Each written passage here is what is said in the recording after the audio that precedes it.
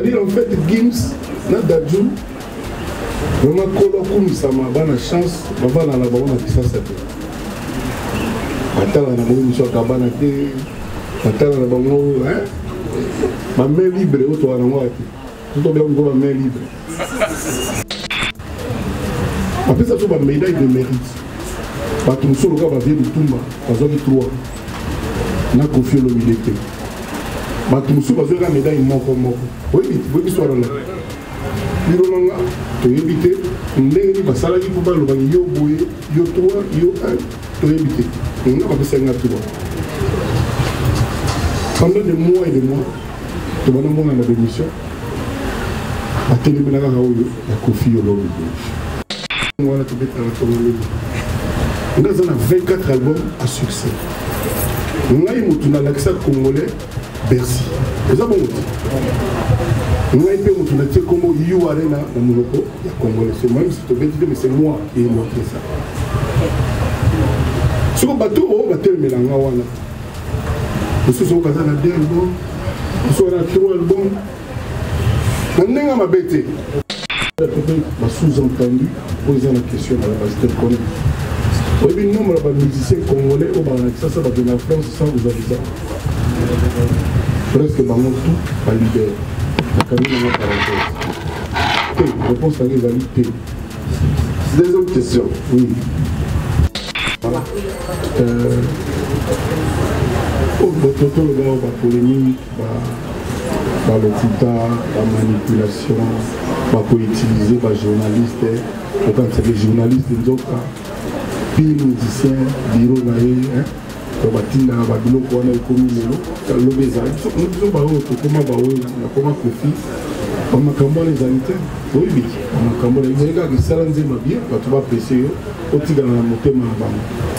N'hésitez pas à liker la vidéo si elle vous plaît et si vous êtes nouveau sur la chaîne, n'oubliez pas de vous abonner et d'activer la notification pour ne rater aucune de nos prochaines vidéos. On commence. Bonjour mesdames et messieurs, notre chers téléspectateurs, amis et habitués de notre chaîne. Je vous tous partout au Rwanda d'Abisso, la PCB du Bango de surtout nous abonnés d'Abisso et à Joshua News. Nous avons confiance, nous avons vraiment mis thème à la Bango pour la Abisso, les cas de Lubaka, de Kusarabino, Bongo, info, la temps réel. En tout cas, notre actualité d'aujourd'hui, c'est que nous avons la conférence, une grande conférence où presse et Yambi. Kofi Olomide. Kofi Olomide, où a béni la légende vivante, où a béni la bibliothèque vivante pour l'histoire de Kofi Olomide. Les lots, Kofi Olomide, oui, le Kofi Olomide, comme Kofi Olomide, musicien, grand artiste au Congo. Mais les lots de Soussou, à Soussou, Oyo, on a qui a apprécié, passeport rouge, à Côte-Nopola, ambassadeur culturel congolais, Yambo Kanabiso. En tout cas, on est là, comme tout le braquet, vous allez rester branchés, vous avez aucun point de presse au niveau de ça qu'il est là pour la bino koyo kaé tant que ambassadeur culturel ya Congo à l'obéni pour la mboka na biso à l'obéni pour la culture ya mboka na biso Congo. En tout cas, restez branchés car on est à la gare donc sabino ba info donc sabino restez, il y a émission na biso oyo bozola da oyo du mois d'août. En tout cas, restez branchés, à tout de suite, merci beaucoup. La prochaine écoute na bosani na pesi bangote abalandios wala na biso na pesi évangéliste de musique na pesi côté l'homme de ma sœur chérie Rocky na pesi côté na pesi zonzo à mon code secret. En tout cas, restez branchés quand des alaka pour vous avez l'intégralité. Il y a conférence de presse na bino auto ya bino ambassadeur ya culturel congolais Kofi Olomide. Merci beaucoup.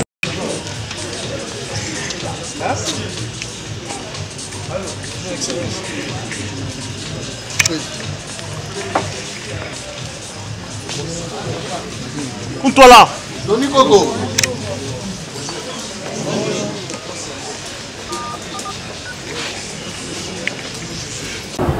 Ma question est celle-ci.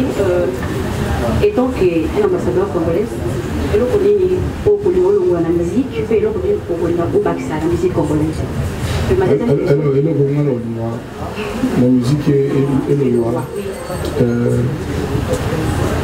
Tout le gars, la polémique, le tita, la manipulation, pour utiliser les journalistes, quand c'est les journalistes, ils ont puis les musiciens, bureau, batinda babilo ko na ikomi lelo ka lobeza nous sommes ba o to koma ba o na koma Kofi bamakambo wana ezali te oyebi bamakambo wana ezali kaka esala nzemba bien bato baprécie yo otikala na motema na bango lelo ekoma makambo ebele baje banini tout ça wana na olinga na longwa et puis oyo na olinga ekota excellence c'est-à-dire koluka qualité kozala l'esprit moko ya bien musique ya propre comportement mpe ya propre ya digne ya bien bon voilà c'est une question voilà c'est ça.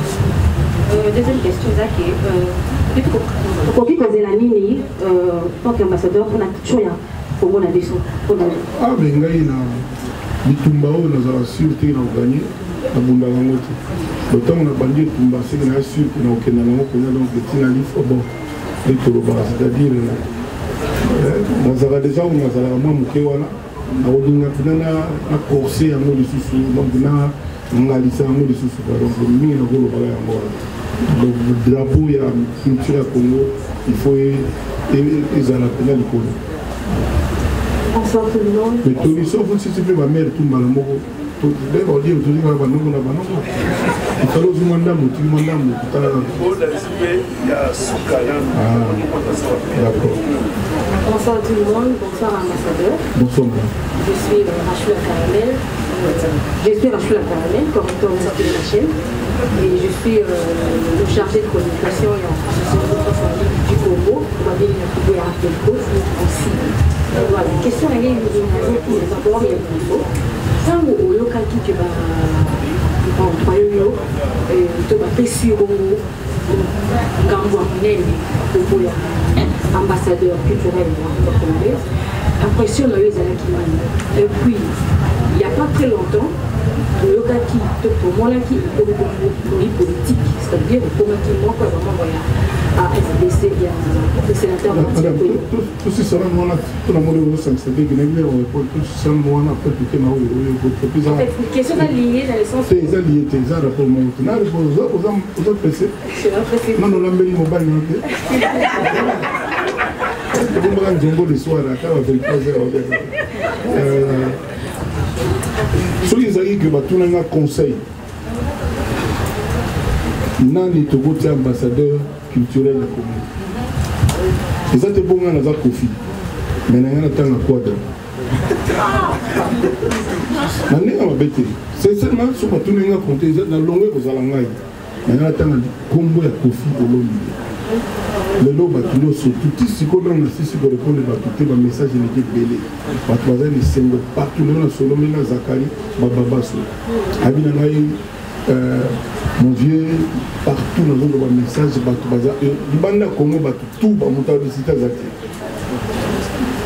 donc nga mpe na nga napesa conseil napesa idée bazwa profit mais nayebi te nde basalaki batomoni effectivement ke bakritère yango naza nango donc quelque part na kamwaki pendant minute mais merci j'étais ému na remercier chef de l'État encore une fois na remercier peuple Congo na remercier mboka na ngai boyende ezalaka na banda koloba na émission bandakala artiste ya Congo tozala na avantage te tozalaka na obligation même na aéroport moi salon wana elaka wana kaka mona bango na bango lelo oyo bon ambassadeur ya culture ya Congo kakoboya mpe vers à côté ndenge wana nde ezalaka. Continue ma question là. Voilà, question est c'est un politique, c'est-à-dire aux membres de la FDCA, il y a le sénateur participé, et on demande la Billy, il faut le dire à mon boy, parce que tout le monde a des profils. Les caméras, oui, il faut pas tellement les boys, parce que les faces. Il n'y a pas très longtemps de que le bail qui est dans le bilan de consommation des avis négatifs. C'est-à-dire au bail qui bilan de consommation des avis négatifs. C'est la ramoto de Cambo. Oh, les matins et Koufi, mais c'est Koufi père Koufa. Oh, ils ont autant la cause, c'est la réalité.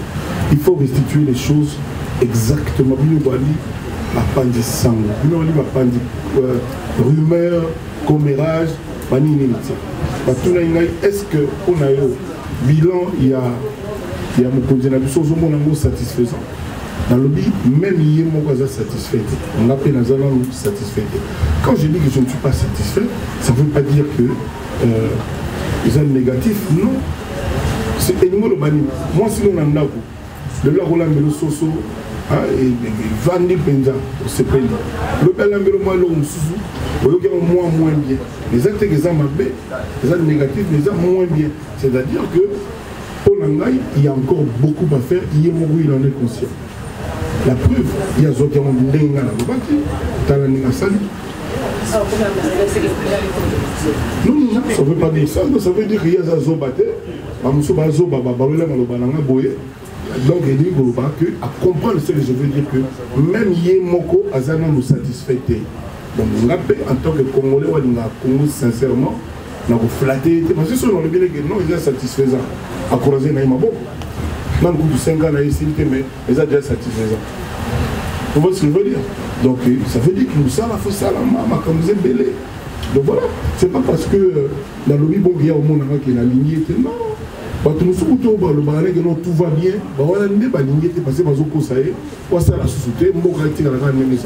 merci beaucoup madame. Voilà, s'il vous plaît, toujours d'excellence et puis félicitations d'abord. Merci beaucoup. Je crois aller François Ligoso Zolamboka, va nommer ambassadeur. Hein?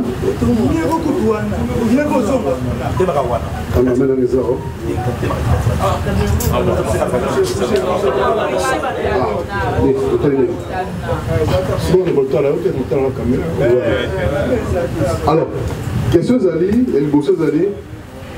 on a connu Kofi dans l'émission, il a beaucoup confirmé sa nationalité Azoa français. Je crois il y a 3 personnes au Bantouzoa nomination en étant ambassadeur à culture. Ils ont dit 2 Français qui est Kofi Olomide et Tadjou au Bazaba français. Kofi est congolais. Je crois que Kofi va plus me donner visa. C'est-à-dire que Kofi n'est pas un rapport à son visa. Mais non, passeport aujourd'hui. Vous pensez utiliser ça quand on a Congo, en Afrique, où normalement le passeport ou traverser notre force de longueur visa. Alors vous pensez que les experts qu'on fait ça, ils ont dit passeport ils ont dit honneur au PCA par rapport à passeport. Deuxième question. Question de Bosso, précisément, poser la question de Bosso. Résumé question de Bosso.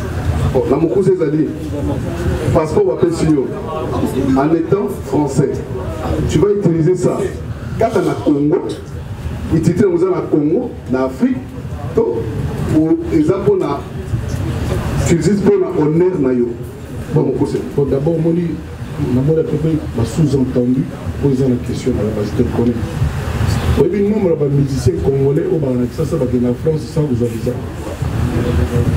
Presque tout à libérer. La camine en parenthèse. Réponse à les alités. Deuxième question. Oui. Tout le monde qui Maître Gims, Azoa qui Maître Gims Azoa qui même passeport aujourd'hui. Mais tout le monde à 1 heure, 2 heures, 3 heures, on a posté un artiste belé. On a reçu ma communauté. Mais jusqu'à maintenant, on a un artiste qui a posté passeport. Il y a des réseaux sociaux, il y a des profils. Est-ce que le profil s'est dit aujourd'hui? L'artiste va poster. Bazar, on va poster. 1 heure, 2 heures, bazar. Ça c'est la question. Sinon, mais tout photo, Baptiste va poster. Bazar. Bazar alors. Baptiste va poster profiter. Bazar. Bon, la question tout le monde. Moi je pense qu'on a le ballon ici, s'il vous plaît. Maman n'a Koufa, c'est mon andambo na mona. La bima na boloko, la zone félicitation presque été. Abano avec wana. Bato yo ebiwana, on va poster té. Ba féliciter pété, ça l'avait pas rien. Abana même ça va pas ce qu'il va condamner confiter. C'est au niveau au camp. Que bango wana peut pas poster parce que la confiter. On a le comme ça. Je pense que nous tout aller avoir. Tout on a besoin d'explications, c'est l'absolu des ceintures pour te comprendre. C'est tout. Au monde, tant qu'on appelle ça des games, na Dadjou. Tout le monde porte parole l'orchestre, le mot d'habillement.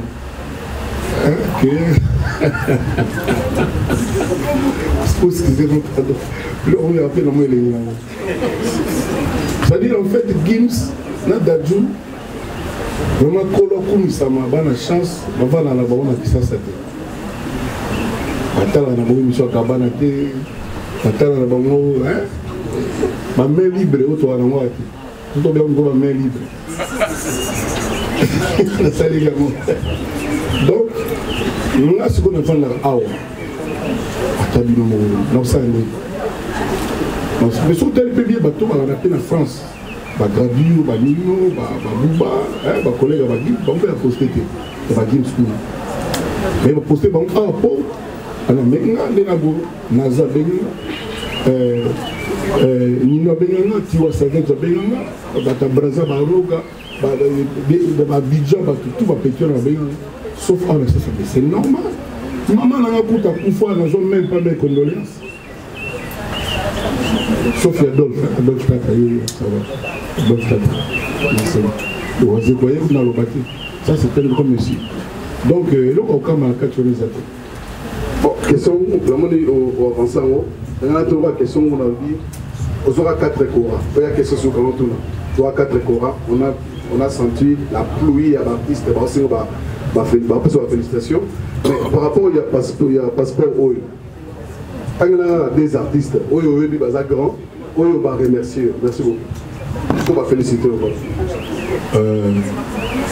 la technologie deux artistes grand nous avons un problème Inos et grand on le bien moulaï bien grand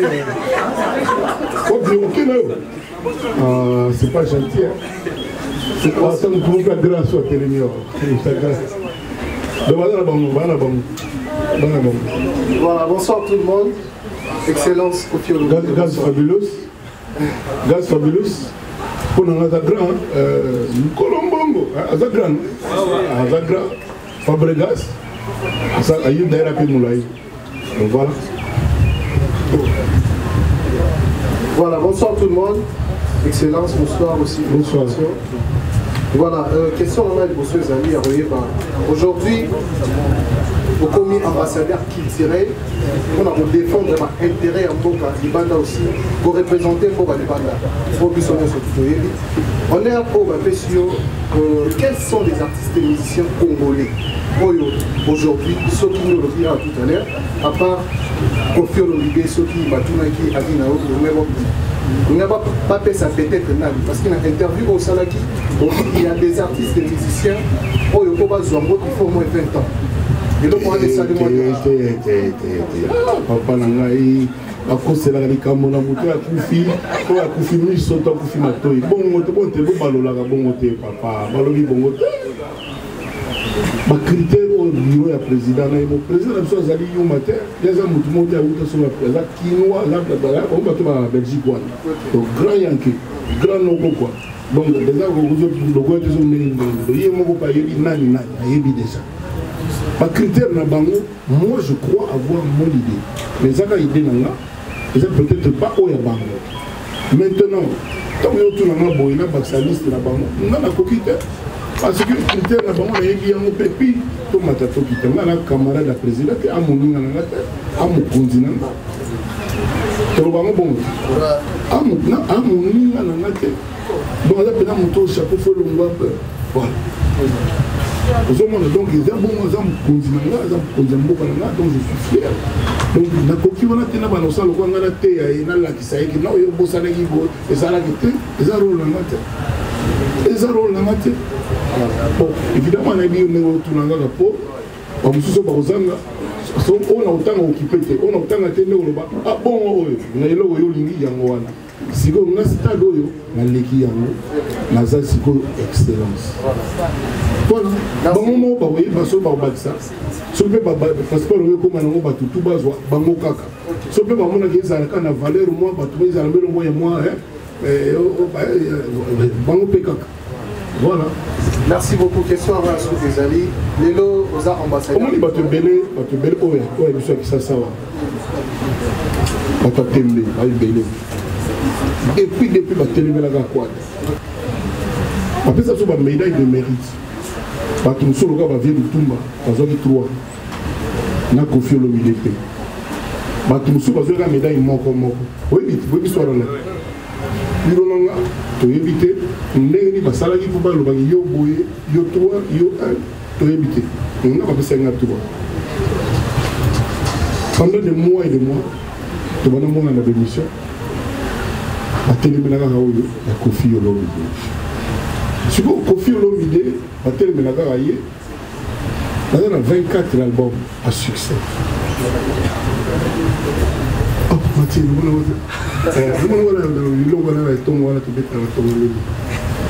avons 24 albums à succès. Nous avons l'accent congolais Bercy. C'est ça bon. Nous avons l'accent comme You Arena dans Monoko, il y a Congolais. C'est moi, mais c'est moi qui ai montré ça. Sur le bateau, on va terminer là. Nous sommes à 2 albums, nous sommes à 3 albums. Nous sommes à bête. Parce que nous avons compris pourquoi nous avons fait Nanga. Au-delà de ça, moi je suis diplômé de l'université. Nous n'avons pas là la rater. Babaxi Lolo, excellence, ambassadeur de la culture. Nous avons été. Si on a 3 médailles, la présidente Kabila. Le problème est si on a fait ça, le problème est ceux qui sont en Afrique du Sud, après c'est 4 chorales la même nuit. Comme ils sont. Ceux qui sont des artistes africains de la décennie. Ils sont à Paris, ils sont à Lemba, ils sont à Paris. Compétition africain, qui va voter. Ils sont artistes de la décennie. Avec moi 110 000 $ à l'appui. À l'air, 110 000 $, tout ça. La moussa na 3 heures na pongi téléphoneabo ya te voter na yebe bazo ganga yonde mto gagner ah bon problème nanga eza siko bato na baya kaka kofinga ngaya tala vie wana boye tala boye bila na bango zani ka bango ba yibi boye manga faux chanteur kaka bango ba ta bien nga fond tout kaka nga soki ni non na la vie ya bongo te ba jijaka nzete na bambuma na maloba te. Bon, bien sûr, tu vas le balancer, non. La carte de Zamba, nous étions les Gamoulaïs, ils auront un PPB. Mais quand même. Après, c'est pas passeport. Nous avons évité ma gamme, c'est pas un passeport.